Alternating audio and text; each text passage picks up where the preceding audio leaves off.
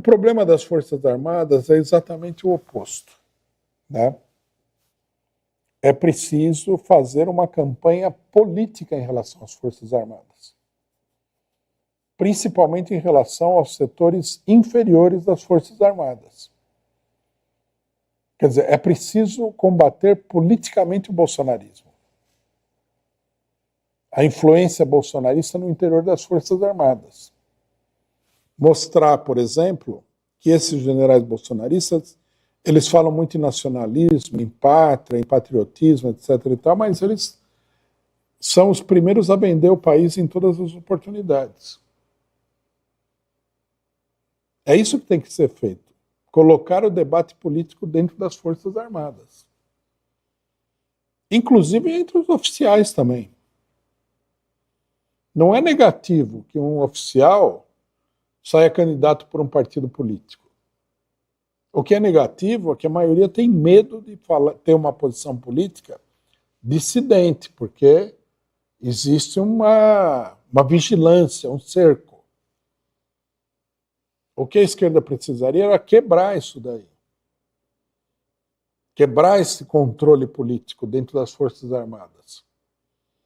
O preceito democrático fundamental em relação às Forças Armadas é o de que o soldado é um cidadão.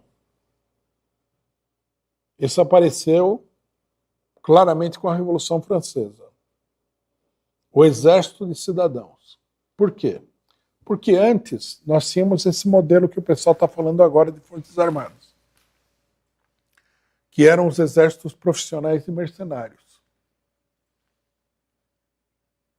Esse exército, ele não era um exército de cidadãos, embora uma parcela dessas Forças Armadas, logicamente, fosse gente do país.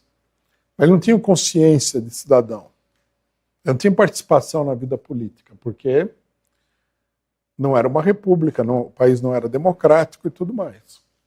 Então, esse exército sempre foi um instrumento de tudo quanto foi tipo de autoritarismo, de governo ditatorial, de absolutismo. Quando a Revolução Francesa aparece, ela quer o exército formado pelos cidadãos. Pessoas que efetivamente defendem o país, que têm consciência política. E agora, nós, em pleno século XXI, nós vemos uma esquerda que quer a volta do exército do absolutismo. Aquele exército neutro, né? Supostamente, porque nunca houve na história do planeta, né, em 5.000 anos, nenhum exército neutro.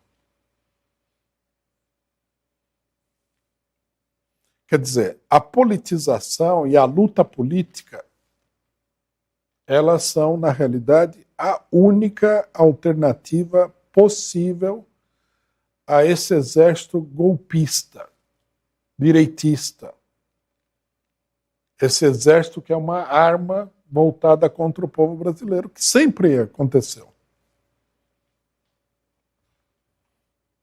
No momento em que o país enfrentou aí crises, né, revolucionárias que tinham um caráter progressista, as Forças Armadas, elas se politizaram, todas elas. Na proclamação da República, a politização das Forças Armadas era enorme. A República Velha só conseguiu se estabilizar depois que eles derrotaram os setores mais esquerdistas e radicais dentro das Forças Armadas e criaram esse exército, né, neutro, quer dizer que não é nem doce nem salgado, não é nada. Aí nós tivemos a República Velha. Aí na Revolução de 30, novamente nós tivemos um período de politização dentro das Forças Armadas. O tenentismo, um movimento nacionalista contra o exército esclerosado da República Velha. E depois nós vamos assistir também uma etapa importante, quando uma boa parte das Forças Armadas adota posições nacionalistas antes do golpe de 64. Aí os militares, seguindo o que a esquerda está dizendo hoje, despolitizaram as Forças Armadas. Perseguiram todos os nacionalistas e deixaram só os vagabundos lá que não têm amor nenhum pelo país nem nada.